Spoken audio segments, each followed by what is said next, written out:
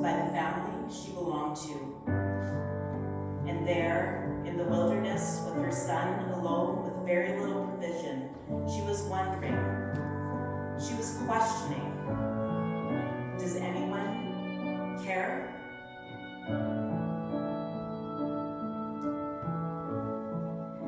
She's crying in the desert. She's lost in her despair. She thinks nobody loves her. Hagar thinks nobody's there. But God says,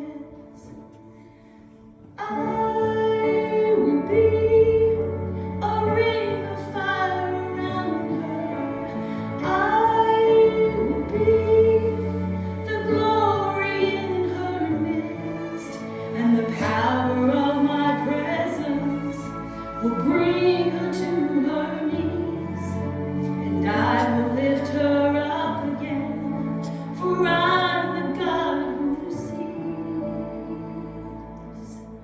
I'm the God who sees.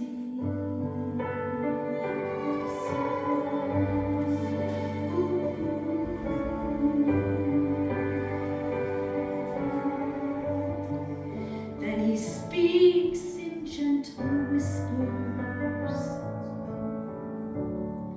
and he softly calls her name. She feels his arms enfold her as he holds her, and she'll never be the same, 'cause I'm the God who never changes, and my promises are true. And when this world deserts you, this is what I'll do.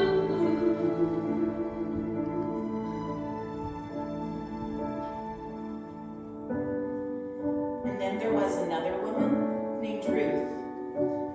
She was from the land of Moab, and she was met with grief and heartache.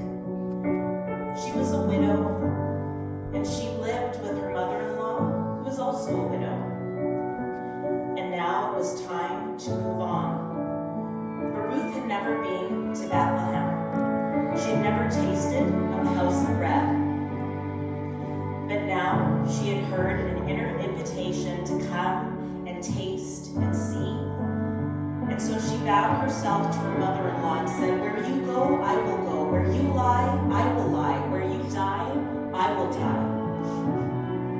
And she begins a journey to the promised land. She's traveling through the desert, and she's leaving her despair. She's hoping for a future, praying God will lead her there.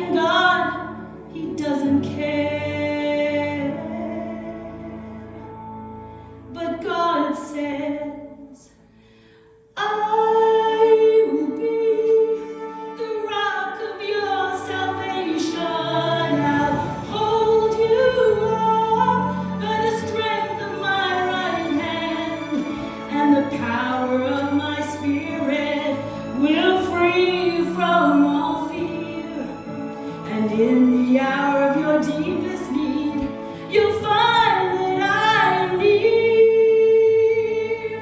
I am here,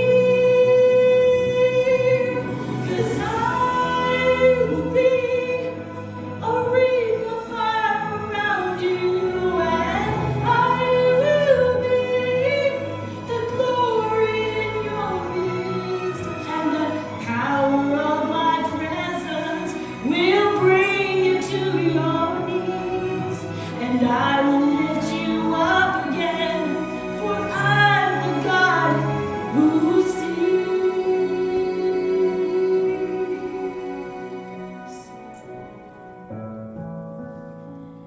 And then, from the line of David, finally, Jesus, the Messiah, the Anointed One, Yeshua, the Christ, born in the same house of bread, to be the bread of life, in the town of Bethlehem. And he would grow, and he would be called the Son of God, and he would be called Emmanuel, God with us. And he would heal, and he would reveal. And then he had an encounter with a woman named Mary of Magdala, who was plagued by demons, tormented by evil spirits, and Jesus set her free. And Mary followed him. She listened at his feet. She served him, and she loved him. Oh, how she loved him. But then she watched as they nailed him to the cross, and as they placed his body in the tomb. In that moment, her hope died. It died. She's crying in the